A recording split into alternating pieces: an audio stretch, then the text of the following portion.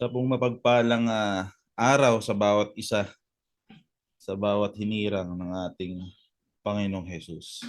So tayo po ay nagkatipon po para magpuri sa Panginoon at higit sa lahat ay mag-aral ng kanyang salita, pakinggan ng salita ng Diyos na nagbibigay kalakasan, nagbibigay buhay sa ating mga buhay Kristiyano, no? So, tayo po ay magpapatuloy sa ating pag-aaral sa Book of Ephesians at tayo po ay nasa chapter 6 na po ng Book of Ephesians na kung saan po ay i-discuss po natin dito ang matter patungkol po sa mga master and workers. So, ang title po ng ating pag-uusapan is Living Out the Gospel in Work and Relationships. Living out the gospel in work and relationships. Basahin po natin ang ating passage sa umagang to na magmumula po sa Ephesians chapter 6 verse 5 to 9. I will read from ESV. Ephesians 6 chapter 6 verse 5 to 9. Ang sabi po dito, slaves, obey your earthly masters with fear and trembling, with a sincere heart, as you would Christ, not by the way of eye service as people pleasers, but as servants of Christ, doing the will of God from the heart, rendering service with a good will as to the Lord and not to men. Verse 8, knowing that whatever good anyone does, that he will receive back from the Lord, whether he is a slave or free. Then verse 9, masters, do the same to them, and stop your threatening, knowing that he who is both their master and yours is in heaven, and that there is no partiality with him. I will read from salita ng Diyos. Sabi po dito, mga alipin, maging masunurin kayo sa inyong Panginoon, ayon sa laman at sundin ninyo sila ng may pagkatakot at panginginig at sa katapatan ng inyong mga puso tulad ng pagsunod ninyo kay Kristo. Sumunod kayo hindi upang magbigay lugod sa kanila tuwing sila ay nakatingin sa inyo, kundi bilang mga alipin ni Kristo na gumagawa ng kalooban ng Diyos mula sa inyong kaluluwa. Sumunod kayo ng may mabuting kalooban na gumagawa ng paglilingkod sa Panginoon at hindi sa tao. Nalalaman ninyo na ang anumang mabuting nagawa ng bawat isa, gayon din ang tatanggapin niya mula sa Panginoon, maging siya ay alipin o malaya. Mga Panginoon, gawin ninyo ang gayon din mga bagay sa kanila. Tigilan ninyo ang pagbabanta dahil nalalaman ninyo na ang sarili ninyong Panginoon ay nasa langit at siya ay hindi nagtatangi ng mga tao. Purihin po ang pagkabasa ng salita ng Diyos. Tayo po ay manalangin saglit. Let us come to the Lord in prayer. Our Heavenly Father, Sovereign God, we thank you for this wonderful morning, gracious morning that you have given us. Thank you for your marvelous grace. Thank you for your marvelous mercy upon us. Salamat, Panginoon, sa bagong umaga, panibagong buhay, kalakasan, at araw na inyong ginawa upang kami po ay magkatipon, upang kami po ay celebrate ang Lord's Day, to celebrate our Lord and our Savior, O God, to worship you, O God, to glorify you, O God. Kaya Lord, sa aming pong pagtitipon, ikaw po ang siyang maparangalan. Sa aming pag-aaral ng iyong salita, ikaw po ang maitaas. Maraming salamat po sa inyo pong papurit pa salamat sa pangalan ni Jesus. Amen. So ang konteksto po ng ating pag-aaralan sa umagang to, again, living out the gospel in work and relationships. So si Apostol Pablo po ay ina-address po dito sa mga Kristiyano kung paano sila mag-behave, no? Paano yung behavior nila sa kanilang mga workplace, sa kanilang mga bahay. And in the first century Greco-Roman world, yung relationship daw po ng slaves and master was deeply ingrained, no? It was deeply taught in them, no? However, si Apostol Pablo po ay nag-provide ng mga instruction, mga kapatid, for kung paano ang mga mananampalataya, regardless of their social standing, kung paano po sila mamumuhay o ipamumuhay ang ebanghelyo o ang gospel sa konteksto po nito. So, Apostle Paul addresses yung Christian behavior, recognizing that faith in Christ, no, impacts every aspect of our lives. In Ephesians chapter 5, natin pinag-aralan, verse 22, hanggang chapter 6, verse 9, dinidiscuss po dito ni Pablo yung relationship within the household, no? At naka-include po dito, mga kapatid, yung between husbands and wives, parents and children. Yan po yung pinag-aralan natin last week at last week. And finally, nandito po tayo sa yugto na kung saan tinalakay po ni Pablo yung patungkol kung paano po tayo pamumuhay ang gospel when it comes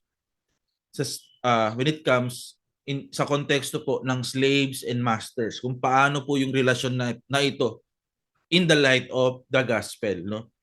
So in first century, no, Greco-Roman world, ang slavery daw po is a common social institution, no? Na ito po ay talagang in-implement, no, nung panahon po nila. Ibig sabihin, yung mga alipin daw, mga kapatid, ay tinuturuan po na ang mga alipin ay itinuturing, no, na pag-aari. Okay? At madalas po naglilingkod sa mga bahay. Sila po yung naglilingkod sa mga sakahan, farm, sa mga negosyo, o maging sa gobyerno, no? Yun pa man, mga kapatid, hindi tulad po ng modernong pananaw when it comes to slavery o pagkaalipin. Marami po sa kanila noon ay may pagkakataong maging malaya, no? Makapag-aral, no? At magkaroon po ng mahalagang tungkulin sa lipunan.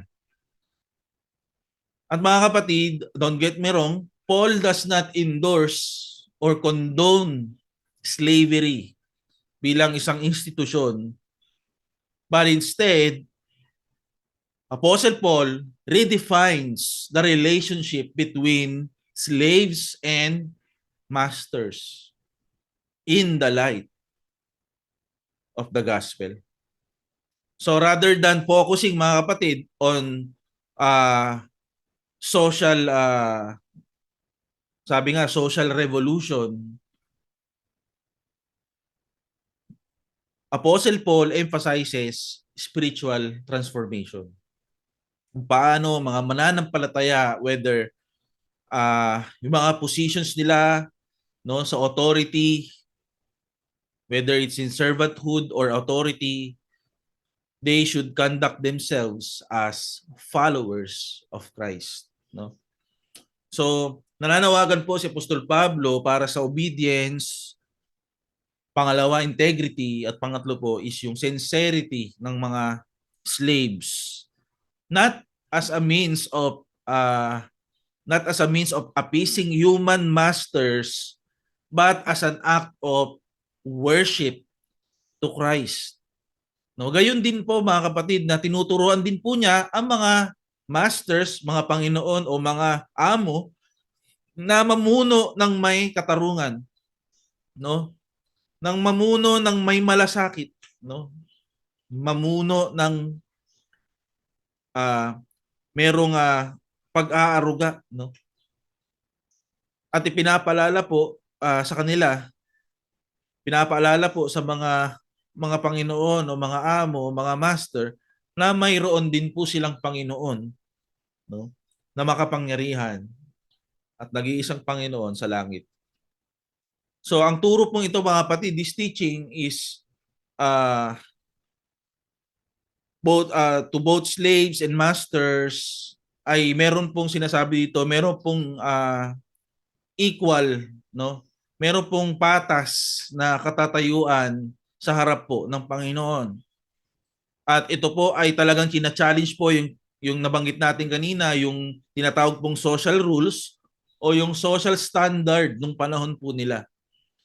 So mga kapatid, ipinapakita po nito na ang pananampalataya po kay Kristo, mga kapatid, ay mas mahalaga po kaysa sa posisyon sa buhay. Ulitin ko po, ang pananampalataya kay Kristo na ating Panginoon at tagapagligtas ay mas mahalaga po kaysa sa posisyon sa buhay. No? At hanggang ngayon, mga kapatid, kahit po na wala na pong, hindi na po natin na-experience ito, wala na pong pagkakaalipin, no? Ngunit ang mga aral po na sinasabi po dito ni Pablo, yung mga tinuturo po niya dito, ay maaari po natin gamitin, mga kapatid, sa ating mga trabaho, kung tayo po yung mga amo, no, sa ating pamumuno, no, kung tayo po yung mga leader sa iglesia, no, pwede rin po, lalong-lalo na po sa ating pamumuno, leadership, no, at kung paano po tayo makitungo sa iba. So tayo po ay tinatawag, mga kapatid, na bilang mga manggagawa, no, na tayo po yung magtrabaho at mamuno ng may katapatan, ng may respeto, at meron pong isang puso na nakasentro sa ating Panginoong Hesukristo lamang. In other words, mga kapatid, binabago po ng Ebanghelyo ang lahat po ng ating mga relasyon. Pati na po sa relasyon ng pagitan sa alipin at ng mga amo o ng Panginoon o ng mga master. So Paul calls for mutual respect, integrity, and Christ-centered attitude. No? On my sermon proposition, mga kapatid, the gospel transforms our work and relationships by calling us to serve with integrity, respect, and a Christ-centered heart, knowing that we ultimately work for the Lord and are accountable to Him. Ang Ebanghelyo, sa Tagalog, ang Ebanghelyo ang humuhubog at nagbabago po sa ating mga buhay, sa ating pagtatrabaho, sa ating relasyon, sa pamamagitan ng pagtawag po sa atin na maglingkod ng may katapatan, respeto, at isang puso na nakasentro sa Panginoong Hesukristo. Na alam po natin na ang ating mga trabaho ay para sa Panginoon, mula sa Panginoon, at tayo po ay magsusulit sa Kanya. Ang una po nating pag-uusapan is yung sinasabi po sa verse 5 hanggang verse 8. On our first part ng ating pag-uusapan, dito po tinalaki ni Pablo yung mga Christian workers, no? Obedience with integrity. First off is in verse 5, sabi doon, slaves, obey your earthly masters with fear and trembling, with a sincere heart as you would Christ. So makikita po natin dito yung obedience with sincerity na itinuturo po ni Apostol Pablo. So Paul calls the Christian workers to obey, no, their earthly masters as they would Christ. Inaalaw po dito yung obedience, no, is primarily to human authority but as an act of service to God. In other words po, no, I will quote po from commentary from Enduring Word. Ang sabi po doon, yung word as to Christ na ginamit po dito, the word as to Christ changed our entire perspective as workers. It reminds us that our work can and should be done as if we were working for Jesus. Ang ibig pong sabihin ni Pablo dito, mga kapatid, no? In verse 5, ang ibig sabihin po ni Pablo na ang ating pagsunod bilang mga Kristiyanong manggagawa sa ating mga Panginoon o sa ating mga master ay hindi lamang para sa mga tao.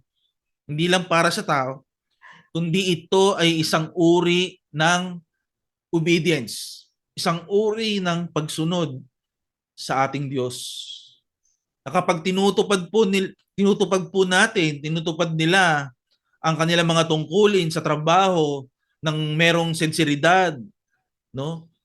Merong kaseryosohan, merong dedikasyon. Ito po ay itinuturing nilang paglilingkod sa Diyos. Hindi lamang, no, sa ating mga masters o mga amo. So ang principle pong ito, mga kapatid, ay nagpapakita po na ang bawat action po natin, ang bawat gawa natin bilang isang Kristiyano, kahit na po na nasa trabaho po tayo, mga kapatid, nasa kanya-kanya po tayong trabaho, workplace, mga kapatid, ito po ay isang pagkakataon para maglingkod at magbigay galang, magbigay puri sa ating Panginoong Diyos. Amen po ba? Amen. Na ang ganda nga po, ito po ay timely din po dahil ang ating tema, no, is engage, no. Tema po ng ating um, plano sa taong ito at sa mga susunod na linggo. Ngunit of course, una magsisimula sa pamilya at yan po ay natakel last week. At susunod po is yung sa ating mga workplace, no? Again, ulitin ko po, kapag tayo po ay nasa ating workplace, sa ating mga trabaho, ito po ay isang pagkakataon para maglingkod, para magbigay galang, magbigay kapurihan sa ating Panginoong Diyos. Kaya dapat po ang ating pong mga motibo, mga kapatid, ay hindi po makuha yung papuri ng tao, hindi makuha yung, no, papuri ng tao, kundi upang mapasaya, mapapurihan po ang Panginoon at upang tayo po ay makapaglingkod sa ating Panginoong Diyos. Sabi nga po sa Colossians 3, verse 23, verse 2, verse 24, whatever you do, work heartily as for the Lord and not for men, knowing that from the Lord you will receive the inheritance as your reward. You are serving the Lord Christ. So ito, mga kapatid, nire-reinforce nito yung ideya, mga kapatid. Sinasabi dito sa Colossians na yung ating work, yung ating obedience, even yung ating earthly relationships should be done with the mindset of serving Christ. Amen? Meron dapat mindset on serving Christ, not just human authority. Mga kapatid, this is clear that our ultimate reward na sinasabi dito ay nanggagaling sa ating Panginoon, not from people. Our ultimate reward comes from the Lord, not from people. In other words, mga kapatid, Christian workers should view our task not as mere duties, no, but as an opportunity to serve our Lord Jesus Christ. Our attitudes and actions at work should reflect our alliance with our Lord Jesus Christ. Tama po ba? Kung paano po tayo makitungo, kung paano po natin gampanan ang ating mga tungkulin sa ating mga trabaho, dapat nakikita sa atin. Sinasalamin dapat ang gospel. Sinasalamin dapat sa ating mga buhay, nakikita nila ang Panginoong Hesukristo na ating Panginoon at tagapagligtas. So dapat, mga kapatid, bilang mga Kristiyanong manggagawa, mga kapatid, lahat po ng ating gawain, hindi ituring po natin na hindi lang ito isang tungkulin, kundi bilang isang pagkakataon, tingnan natin ito ng merong mindset na itong mga trabaho natin na ipinagkaloob ng Panginoon, yung ating mga tungkulin, ito po ay isang pagkakataon upang maglingkod sa ating Panginoong Hesukristo. Yung ating kung paano tayo umasal, kung paano po tayo kumilos sa ating mga trabaho, dapat magpakita po ito ng ating matinding pagmamahal at pagsunod sa ating Panginoong Hesukristo. Amen po ba? In verse 6, mga kapatid, Paul talks about obedience with pure motivation. Sabi po, not by the way of eye service as people pleasers, but as servants of Christ, doing the will of God from the heart. So very cautious po, no? Si Apostol Pablo dito at talagang sabi niya, he is against working only when people are watching, no? Sobrang kinokontra, talagang against po si Pablo dito. Yung bang magtatrabaho ka lang kapag nakikita ka, no? So instead, ang turo po ni Pablo is Christians should serve from a genuine heart, no? That is motivated by a desire to please God. God alone, no? Si Apostol Pablo, mga kapatid, is reminding Christians that their work should not be motivated by the desire for recognition or approval from others. So working only when people are watching, o what we call eye service, no? So it means gagawa ka lang kapag nakatingin sila sa'yo. Okay? Para mapansin nila. Without truly caring about the quality of work or the reason behind working. So ang behavior po na ito, mga kapatid, ay napaka-selfish. So please take note of this. Get rid of eye service in our lives, in our family, in our workplace, on how we relate to people, mga kapatid. Let us get rid of eye service. Sa halip, mga kapatid, no? Dito po, nananawagan po si Pablo na dapat po ang mga Kristiyano ay maglingkod ng may taos-pusong paglilingkod, no? Ibig sabihin, mga kapatid, yung kanilang bawat kilos nila, bawat trabaho po natin, no?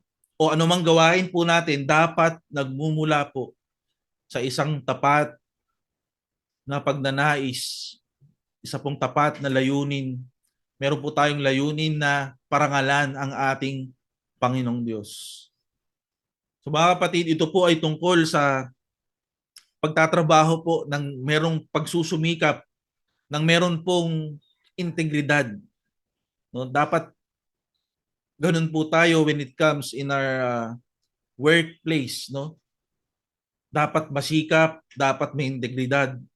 Na kahit wala pong nakakakita, mga kapatid, no? Ginagampanan pa rin natin ang ating mga kanya-kanyang trabaho. Dahil nga po, ang tunay po na layunin is maglingkod sa Diyos. Amen? Ang tunay na layunin is maglingkod sa Diyos, no? Hindi po maghanap ng papuri o parangal mula sa tao. Kung napuna ka ng boss mo dahil you're doing good, purihin ang Panginoon. Kung may reward, praise the Lord, no? Purihin ang Panginoon. Sa Diyos ang papuri nun. Ngunit, sinasabi po natin dito, hindi po tayo nag-work, hindi po tayo naglilingkod lang para mapansin ng iba o para papurihan, para parangalan ng iba. So dapat po ang pananaw po natin, mga kapatid, yung mindset po natin dapat, no?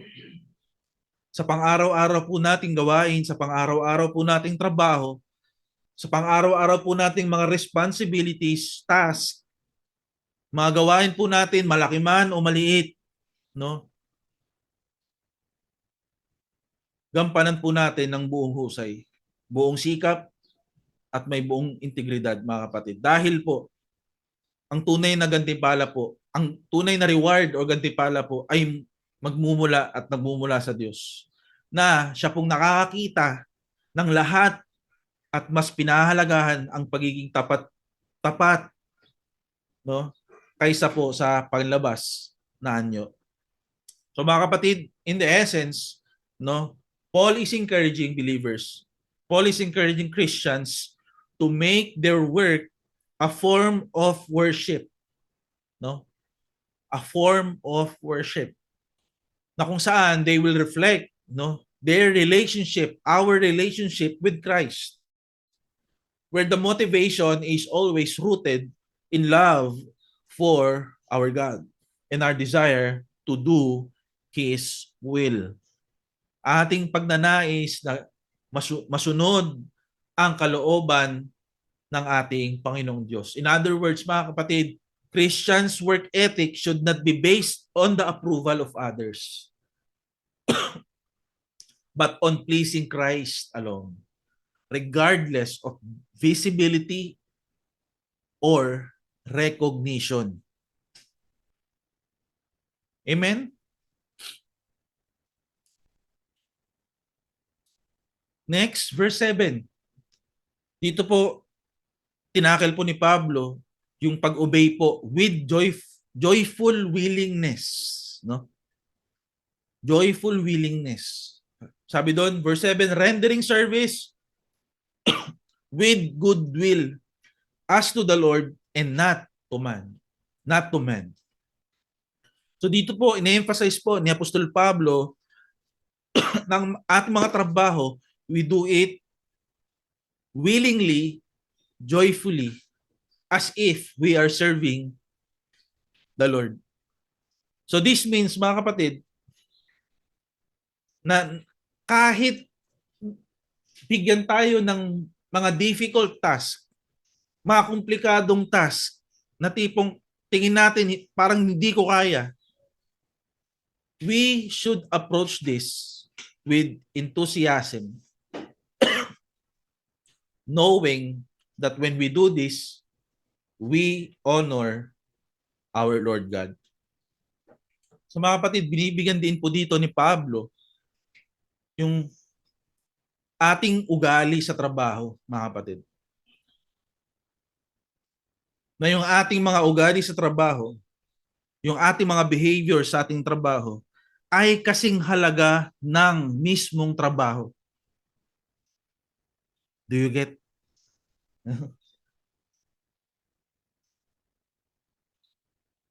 Yung ating ugali sa trabaho ay kasing halaga ng mismong trabaho.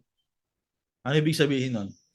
Tinuturuan po tayo, mga kapatid, tinuturuan po tayo ni Apostol Pablo na gawin natin ang ating mga gawain kahit gaano ito kasimple o kahirap. Nang mayroon pong saya sa ating mga puso, na meron po tayong handa na mga puso para gawin po natin ito, hindi lang po para sa ating mga sarili o para sa ating mga amo, mga boss, ngunit para po sa Panginoon. So binabago po nito yung paraan kung paano po natin tinitignan ang ating mga trabaho o ang ating mga gawain sa pang-araw-araw, mga kapatid. Even in the simplest or most challenging work can become a meaningful when we view it as an opportunity to honor God. Amen? Yung tipong cleaning the house, yung tipong doing paperwork, working on a difficult project that may seem challenging, tiring, or irritating sometimes. But when we do it with the mindset that we are serving God, those tasks, mga kapatid, becomes an act of worship.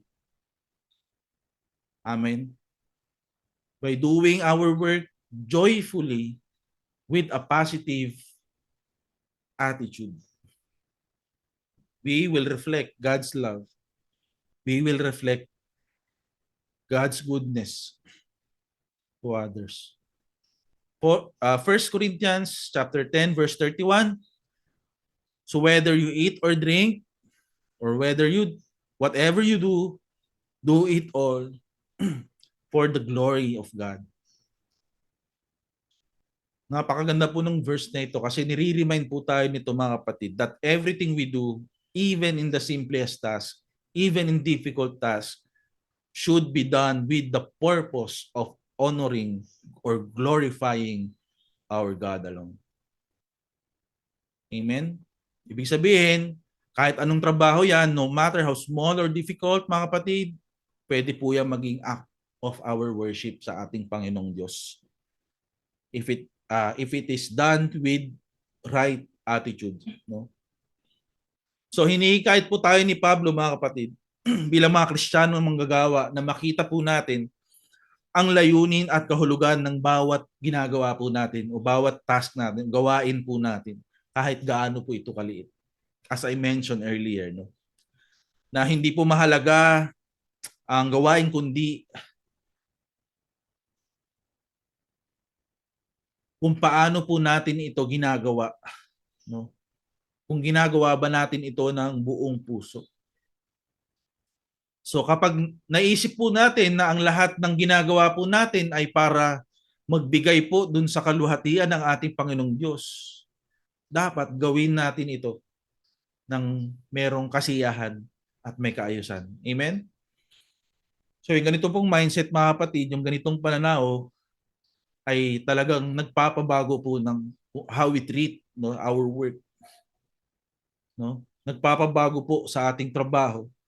Mula sa isang bagay na kailangan gawin, quote and quote, patungo sa isang bagay na, quote and quote, pagkakataon na maglingkod sa Diyos. Amen?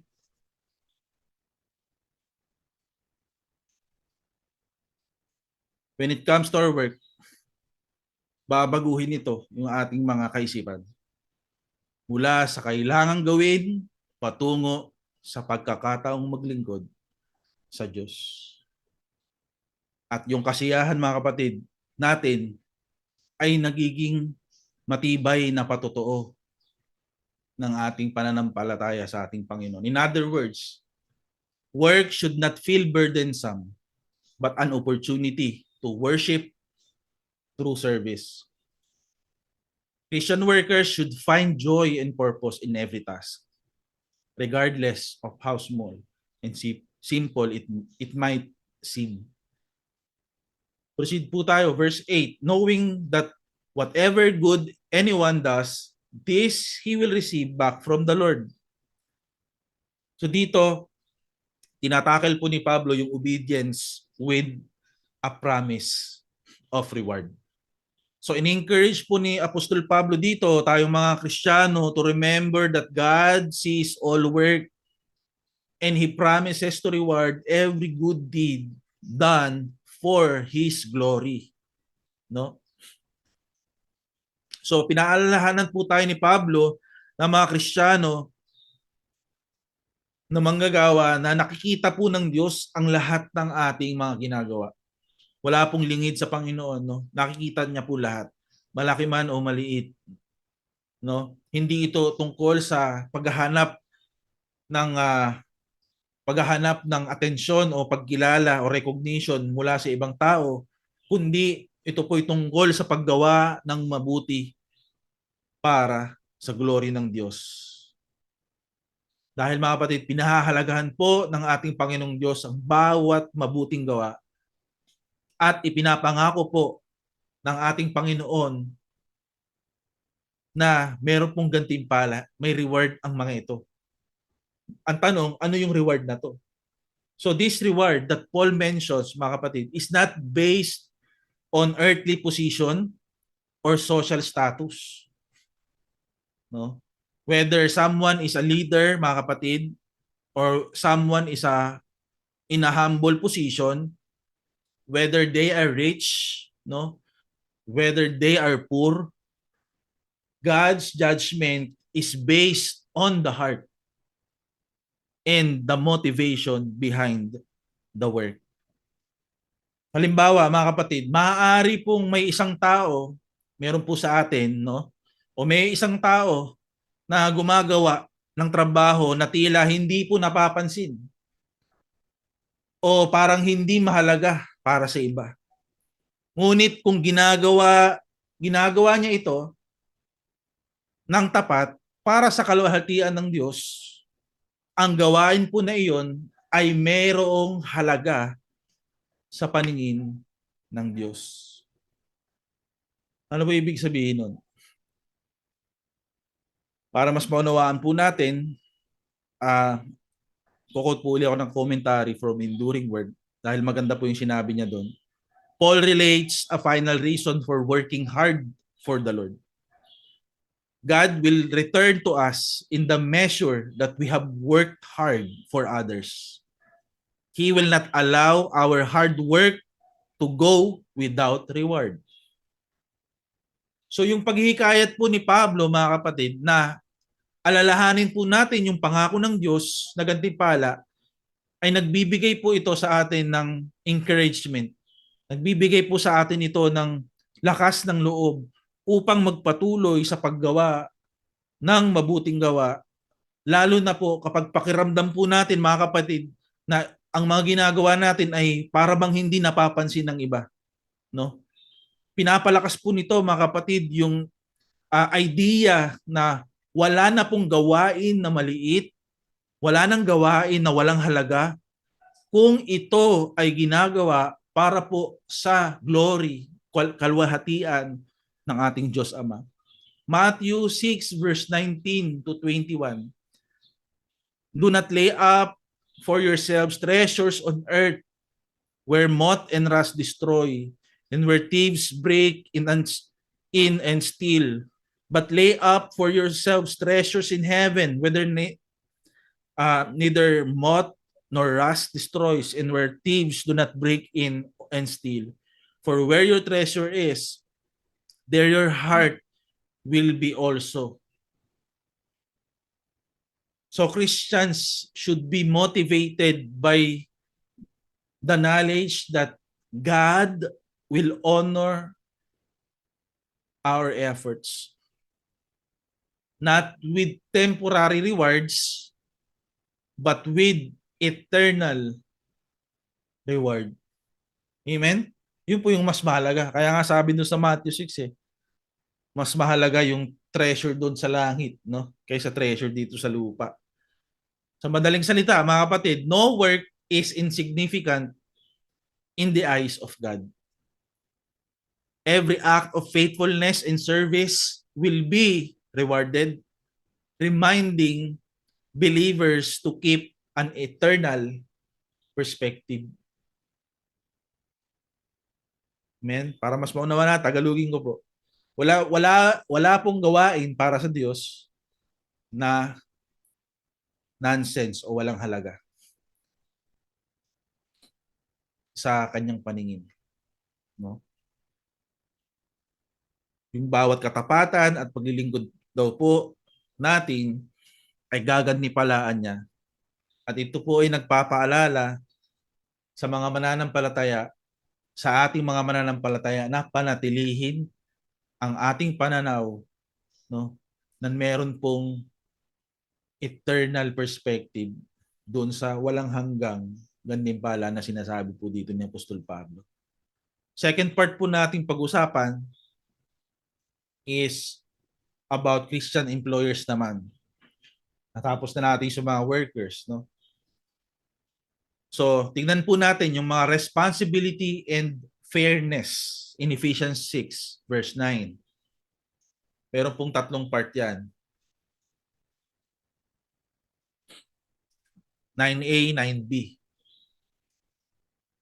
at 9C. So, let us dive in, no, mga kapatid. Verse 9, A, masters, do the same to them. Very strict yung pagkakasabi dito. Masters, do the same to them. So makita natin dito kung paano ang dapat ang master, how they treat employees. Una, with respect. So Paul instructs masters, employers to extend the same as Christ, no? With Christ-like respect, Christ-like sincerity, and goodwill to those under their authority. So mga kapatid, this mutual relationship should be marked by justice and love. Again, sabi po sa Enduring Word, ganda doon yung sinabi, how they define yung sinabi ni Pablo, do the same things to them, no? Sabi doon. So masters are told to do the same things to them, their employees, even as servants are to work hard and honestly for their masters. So masters are to do the same on behalf of those who work for them. So tinuturo po dito ni Apostol Pablo na yung leadership, especially in positions of authority like masters over servants, employers over employees, should reflect Christ's character. No? Sa halip po na gamitin ang kapangyarihan upang kontrolin, upang apihin ang iba, tinatawag po niya ang mga pinuno, ang mga masters na dapat tratuhin ang nasa ilalim ng kanilang otoridad ng may buong respeto, katapatan at kabutihan. Tulad po ng pagtrato ni Kristo sa bawat isa po na mananampalataya. Ibig sabihin mga kapatid, dapat po silang maging makatarungan sa kanilang mga desisyon. Dapat silang maging tapat sa pakikitungo at merong tunay na nagmamalasakit o malasakit sa kapakanan ng kanilang mga manggagawa. Mga kapatid, a Christ-centered leader does not exploit or mistreat others but leads with humility, recognizing that all people have value in God's eye. So Paul emphasizes that both masters and servants serve the same Lord who judges us impartially. Ibig sabihin, mga kapatid, ang pamumuno ay hindi tungkol sa pagiging mas mataas kaysa sa iba. Ang leadership po ay isa pong responsibilidad upang parangalan ng Diyos. Dapat po napaparangalan ang Panginoong Hesus. Napaparangalan ang ating Panginoong Diyos. So ang isang lugar po ng trabaho o anumang posisyon ng pamumuno ay dapat pong meron pong katarungan. Meron pong patas, no? Dapat merong patas, no? Na pagtrato sa lahat. Dapat merong pagmamahal na kung saan po na ang malasakit at pangunawa ay siyang nagiging gabay sa bawat desisyon. No? So, when leaders act this way, mga kapatid, they reflect God's character and create an environment where people can thrive or serve wholeheartedly. Hindi nagiging burdensome ang kanilang mga tungkulin. Bottom line, mga kapatid, employers should lead with integrity and compassion, treating workers with dignity as co-laborers, not subordinates. Verse 9b, and stop your threatening, knowing that he who is both their master and yours is in heaven. So avoiding threats and exploitation. Yun yung sinasabi ni Pablo dito. So Paul forbids the use of intimidation, the use of threats, or abuse of power. So masters must recognize that they are ultimately accountable to God, who is walang iba, siya yung master ng lahat, no? Ating Panginoong Diyos. So mahigpit pong binabalaan ni Apostol Pablo ang paggamit ng pananakot or pagbabanta o pang-aabuso ng kapangyarihan when it comes to leadership, no? When it comes to authority. Pinapaalala niya po na hindi ang mga master ang pinakamataas na kapangyarihan, kundi ang Diyos ang tunay na Panginoon. Amen. Kung paano daw po ang mga manggagawa ay may pananagutan sa ating mga amo, ganun din po yung mga amo, no, sa Diyos, na siyang makatarungan at pinakamataas na pinakamataas, no, sa lahat. So ang turo po nito mga kapatid shifts to a perspective from power and control to responsibility and stewardship. From power and control to responsibility and stewardship. So leaders are called, mga kapatid, to treat those under their care with fairness, kindness, respect, no? Knowing that God does not show favoritism and will judge all people by the same standard. So mga kapatid, sa halip po na mamuno ng may gamit na pananakot, may gamit na abuse, no? Ang mga Kristiyanong pinuno o mga Kristiyanong mga tagapamahala ay dapat pong mamuno ng may kababaang loob at katarungan. So pinapakita ang pag-ibig at yung katuwiran ng Diyos sa bawat nilang gawa. Kaya sinabi po ni Pablo doon, and stop your threatening. Sa enduring word, sabi doon, I will quote, employers are also to give up threatening and other forms of harsh treatment. They do this knowing that they are employees of their master in heaven. And God judges without regard to wealth or position. So bottom line, mga kapatid, leaders and bosses should avoid using their position to manipulate or to control others. Instead, mga kapatid, they should lead with humility, kindness, and the knowledge that God holds them accountable. Verse 9c, and that there is no partiality with Him. So dito, makikita po natin kung paano pinapaunawa ni Pablo yung divine equality, no? So God shows no favoritism, amen? God shows no favoritism based on earthly status o kahit power man yan.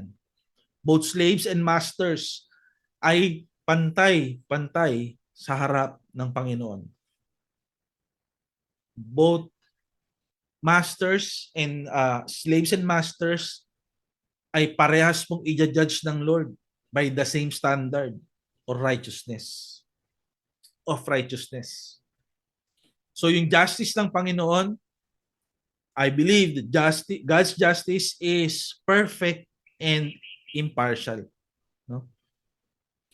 He does not favor one person over another person based on their status, based on their wealth, based on their power. No. In Paul's time, mga kapatid, society placed a great divide between slaves and masters. But Apostle Paul emphasizes that in God's eye, both are equal. Pantay-pantay. Ibig sabihin, regardless of one's position, mga kapatid, everyone is held to the same moral and spiritual standards. A master is not more valuable than servants. And a servant is not less important in God's kingdom. Parehas po accountable sa ating Panginoon. Parehas po will be judged. I-judge po base sa ating faithfulness, obedience, and righteousness na nanggagaling din po sa Panginoon. So ang katotohanan po na itinuturo po dito ni Apostol Pablo ay tinuturuan po tayo kung paano tayo magpakumbaba, no? Yung mga nasa kapangyarihan, yung mga nasa posisyon na dapat merong pagpapakumbaba, dapat nagbibigay ng dignidad sa mga nasa mababang posisyon. At nagpapaalala po sa lahat ng mananampalataya na ang kanilang tunay na halaga at pagkakilanlan ay nagmumula lamang sa ating Diyos, sa ating nag-iisang Diyos. Hindi po ito nagmumula sa kanilang katayuan, sa kanilang social status o kapangyarihan man. Bottom line, this truth should lead to humility on the part of both workers and employers.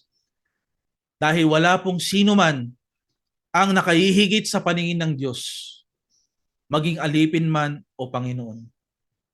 Lahat ng Kristiyano ay magkakapatid sa ating Panginoong Hesukristo. Now, how can we apply this? Ano po ang practical implication nito? First is in the workplace, no? Let us apply the principles of integrity, diligence, and joy in your work, knowing that work is a platform for worship. Amen? Kapag ginagawa po natin ang ating trabaho ng may katapatan, merong kasipagan, may kagalakan, ipinapakita po natin yung we represent na character, no? Nakikita sa atin yung karakter ng Panginoong Diyos nating sinasamba. At ginagawa po nating patotoo, nagiging magandang patotoo o matibay na patotoo ang ating lugar, sa ating lugar ng trabaho. Nakikita yung kabutihan ng Diyos, yung karakter ng Diyos sa ating mga buhay. In our relationships, pangalawa, in our relationships, let us treat others in our influence, yung circle of influence natin, ng merong respect and fairness, no? Knowing that all authority ay lahat ng authority ay nanggagaling lamang sa ating Diyos, no? Na lahat tayo ay pantay-pantay sa harap ng ating banal na Diyos. Ibig sabihin po nito, no, na dapat pahalagahan ng bawat isa sa atin when it comes to our relationship, pahalagahan natin yung ambag ng bawat isa, yung nagagawa ng bawat isa, maliit o malaki. Pakinggan po natin ang kanilang mga alalahanin, no? Tratuhin po natin sila, magtratuhan po tayo mga kapatid, no? Nang merong kabaitan, no? Anuman ang katatayuan o anuman ang katayuan o pinagmulan ng bawat isa. So ang pagkilala po ang pagkilala na ang lahat po ng otoridad o yung lahat po ng kapangyarihan ay nagmumula sa Diyos, ito po yung nagpapaalala sa atin na anumang posisyon mga kapatid, anumang kapangyarihan ng impluwensya na ating hawak ay hindi para sa ating sariling kapakinabangan, kundi para po pagsilbihan ang iba ng may kababaang loob for the glory of God. And last, in leadership mga kapatid, practical implication in leadership, let us lead mga kapatid with a heart of service. Remembering that those under your care are also your equals in Christ. Amen? Kaya nga po, sobrang mabuti pang Diyos dahil ang ating church ay meron pong equal po. Wala pong senior, assistant senior sa ating iglesia. Ano? equal po ang leadership sa iglesia. At yan po ay dapat ipagpasalamat po natin sa Panginoon. Amen? So, in leadership, mga kapatid, leading with the heart of service means guiding others with humility, with compassion, at merong willingness to help rather than dominate, no? Amen? Dominate and manipulate. Dapat walang ganun, no? So, mga kapatid, ang ating alalahanin na ang mga nasa ilalim po ng ating pangangalaga, if we are leaders, mga kapatid, workman, pamilya, simbahan, yung mga nasa ilalim po ng ating pangangalaga ay kapantay natin kay Kristo. Amen?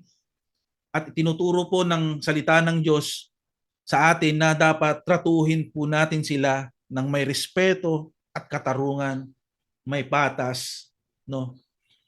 Dahil lahat po tayo ay pantay-pantay sa harap ng Diyos. Sabi nga po ni Charles Spurgeon sa kanyang sermon, "Do you love me?"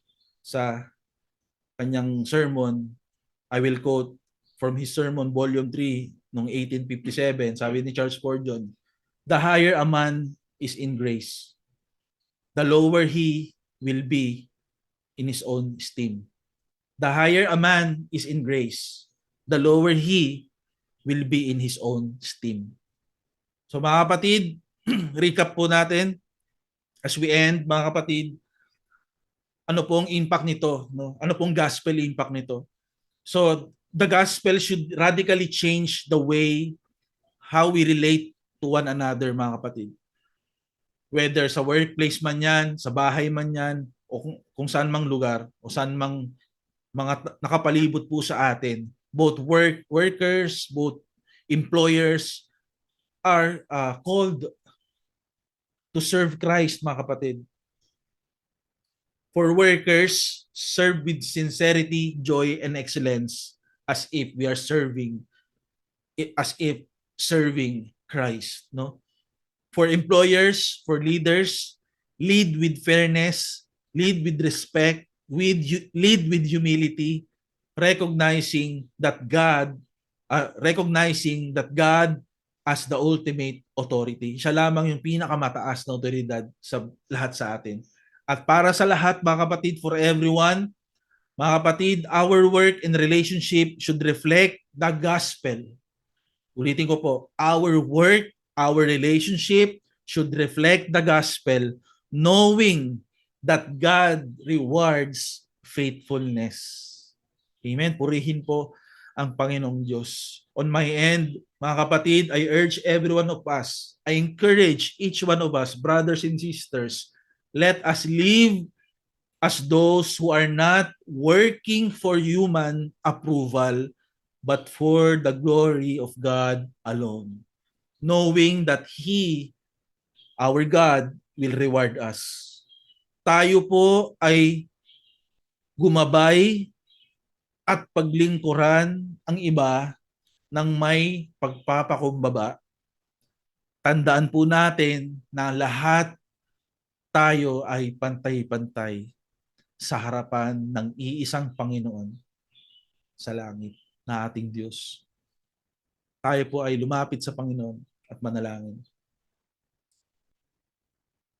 Aming Diyos, Ama, na makapangyarihan sa lahat, na siya pong may akda ng lahat ng bagay, siya pong may-ari ng lahat ng bagay.